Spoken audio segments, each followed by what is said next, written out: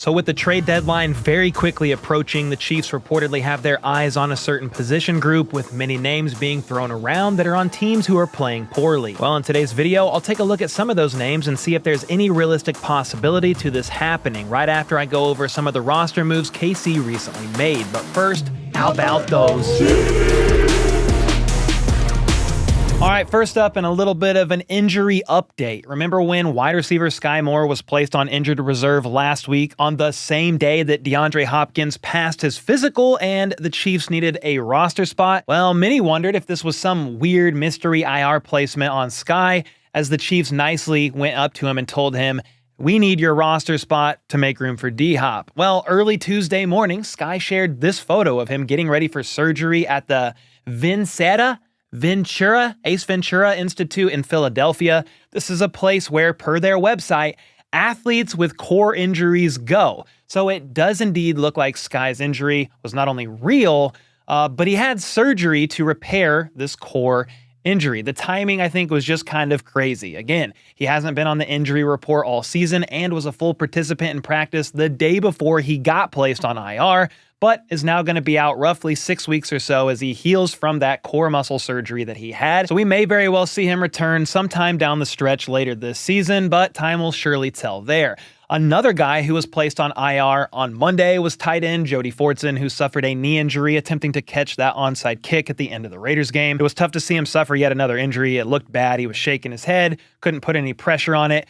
But with him on IR, that made a spot open for pass rusher Joshua Uche of the New England Patriots. He arrived yesterday and the trade was made official. I dove into the trade and what the Chiefs get out of Uche in much greater detail in an earlier video, but he's a speed rusher KC can put out there on definite passing downs, and he is gonna win. He has a pressure win percentage nearly as great as Chris Jones, and when you consider the fact that all KC gave up was a 2026 sixth-round pick to get the 26-year-old pass rusher, along with the fact that he's only going to cost around $1.3 million, this was a no-brainer move. Beefing up the pass rush helps make up for a cornerback room that's been hit with injuries and is honestly the next best thing to a lockdown corner. If you can get to the QB, pressure him, throw off his timing, that is only going to help the cornerback room or the secondary out in general. So now that both trades are complete, D-Hop and Uche, even with the Jawan Taylor restructure, it looks like the Chiefs are basically broke as a joke from a salary cap perspective. Matt Derrick of Chiefs Digest shared today that per the NFLPA salary cap report, one of the more accurate ones out there, the Chiefs have a grand total of $255,000 in cap space, which is basically nothing. Matt said that does include the Jawan Taylor restructure as well as the Uche trade, but that is honestly less money than expected, with some thinking the Chiefs would have closer to maybe $3, $4, $5 million after the Uche trade. Because of the restructure, it had the Chiefs around $6 million in cap space last week. So if that's the case, $255,000, it looks like if the Chiefs want to make another move, they're going to have to free up money elsewhere via an extension or another restructure. But again, it's a bit of a discrepancy on how much money the Chiefs have. $255,000 or $3 to $4 million. Either way, the talk of the town right now is the trade deadline. It's very close. Tuesday, November 5th. And so many are keeping a close eye on the Chiefs salary cap because some would like to see another move made, whether that be for another receiver, a left tackle, or a cornerback. Now, left tackle Cam Robinson was traded from Jacksonville to Minnesota yesterday, so no left tackle is coming, most likely via a trade, unless you're going to just sign somebody like Donovan Smith via free agency. I understand why people want a left tackle. The tackle play has been poor, specifically on that side, but I'm curious to see if Kingsley can still develop into a serviceable left tackle, considering they just invested a second-round pick into the guy. Sure, he may not get rushed back out there, but I would think KC wants to see what he can become first before doing something drastic in the left tackle room, like making a trade, giving up more draft capital, when over the last 2 drafts, they've sunk a second in Kingsley Suamataia and a third in Wanye Morris.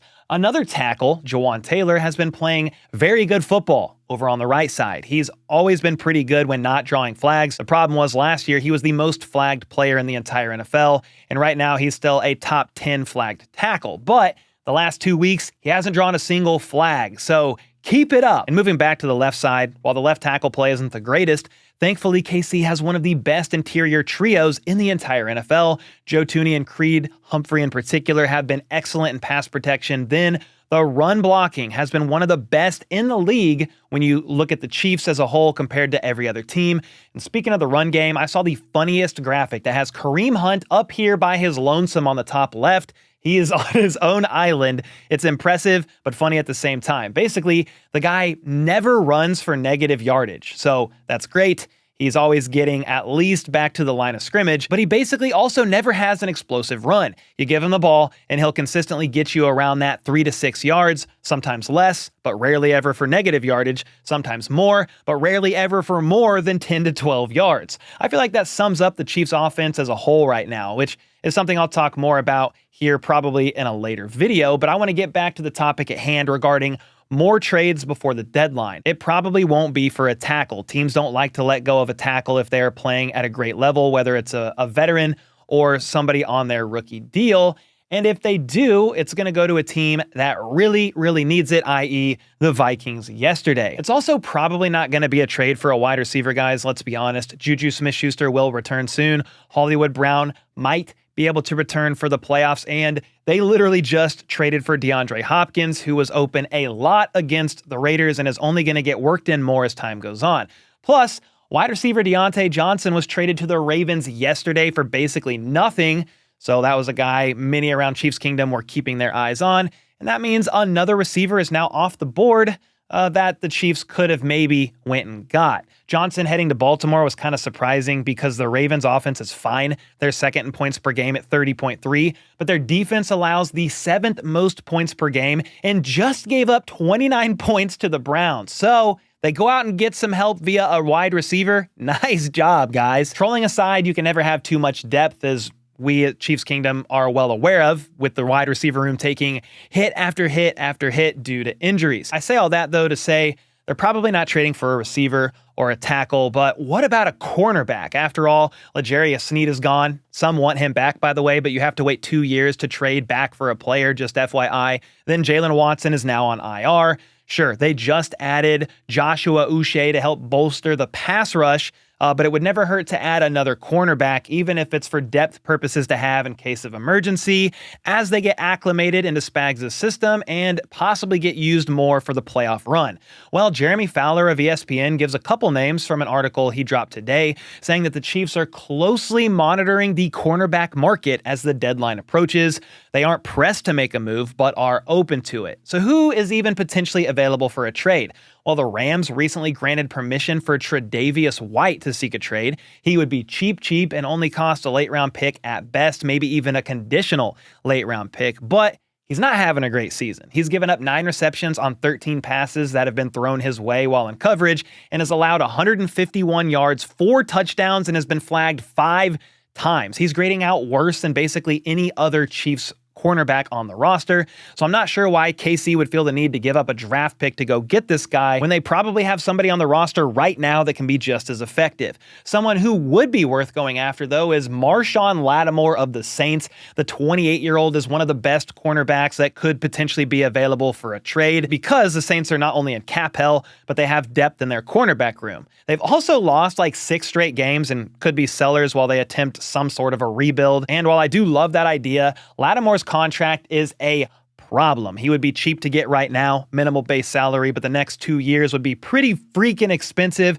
and not realistic for the Chiefs to take on, at least in my opinion. I would be surprised if they did this, considering you got a guy that you need to pay very soon in Trent McDuffie. Adoree Jackson of the Giants is another guy that would be cheap. He hasn't played a ton of snaps this year, only like 30 less than Nazeeh Johnson, but has primarily lined up on the outside, and the 29-year-old corner could be a potential trade for guy prior to the deadline. The Panthers have a 2021 first-round pick in J.C. Horn that is playing some decent ball, especially when you consider the team he's playing for. So I would love KC to look into that, but it's highly unlikely because reportedly the Panthers aren't interested in trading him. His club option next year, by the way, is $12 million, so if the Chiefs traded for him, they would have to be willing to fork that over. And again, with McDuffie most likely getting extended here sooner rather than later, I don't know why the Chiefs would want to trade for somebody like J.C. Horn and have to worry about paying both of these guys or giving up $12 million in cap space next year to Horn and then potentially signing Trent McDuffie to a long-term deal. And honestly, there are several other guys that could be potential trade candidates, but it takes two to tango. Will the teams be willing to trade? And will the Chiefs be willing to give up even more draft capital after already making two trades, DeAndre Hopkins and Joshua Uche, already as it is? Well, that's why Jeremy Fowler said even though the Chiefs have their eyes on the cornerback trade market, they could also be keeping eyes on the free agent pool of guys that are available. There's a couple former Chiefs right now, Marcus Peters and Steven Nelson. He mentions both of those guys specifically. They are definitely both an option. I don't know that I love those options. There's also Patrick Peterson and a bunch of other guys you can see here that are still free agents as well. All in all, there's nobody that screams, go get that guy right now. Maybe a couple of them that I mentioned earlier that are potential trade candidates, but that's where I want to get your thoughts on this. Is there a name that stands out to you on this list, whether it's free agency or a guy to go trade for? And if there is, who should they go and get? My thoughts on the matter are this. It feels like to me that while the Chiefs are keeping their eyes open on the trade market, they might very well be done making trades happen. Again, they just made two.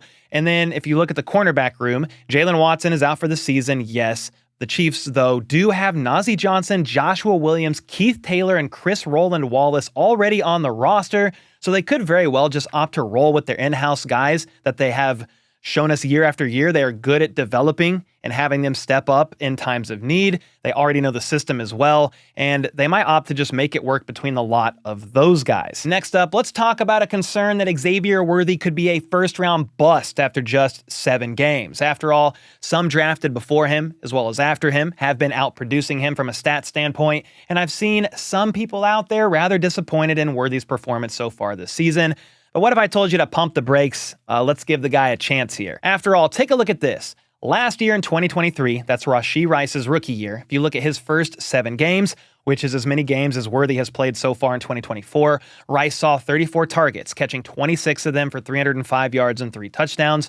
Worthy, meanwhile, has seen 37 targets, catching 19 of them for 235 yards and 3 scores, but he also has 7 carries for 47 yards and 2 touchdowns. So Worthy has 5 touchdowns on the season already, which is pretty impressive. And to be honest, they are completely different receivers used in completely different roles.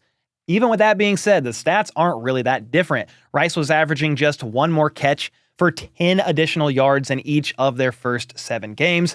Worthy is getting targeted deep down the field more than Rice ever was, and those are pretty difficult to haul in as it is, but it's also worth mentioning that Mahomes isn't really wanting to do that all too often. He has thrown the least amount of deep balls in the entire NFL, which is pretty surprising considering how Mahomes came out in 2018 and literally threw deep pass after deep pass after deep pass. Now, if Mahomes is willing to just throw some more deep balls down the field this season, that's going to build more rapport with Worthy, and the stats are going to go up because those are going to hit sooner rather than later, and he's already done it once earlier this year in an electric 40-plus yard touchdown down the field. So long story short, no, I do not think Xavier Worthy is a bust. It's way too early to tell, and I truly believe so many injuries to the room, Hollywood, Rice, Juju, Pacheco, has caused the offense to adapt completely, becoming a borderline run-first team for the first time in the Mahomes era.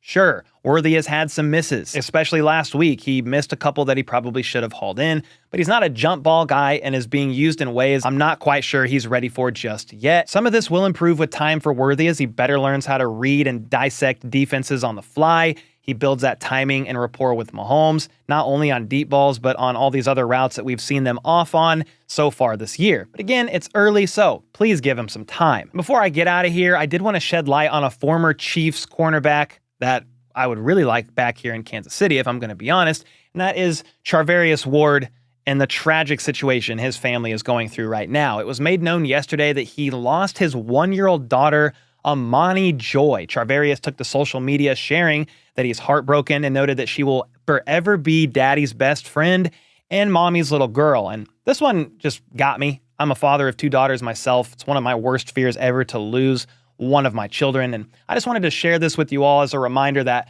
life is precious, but also so you would be aware of the situation if you didn't know, and send some prayers or positive thoughts Charvarius Ward's way and his entire family. They are all grieving right now, and it really sucks. And since this video ended on such a heavy note, feels weird even doing the typical outro, so with that, I'll see y'all next time.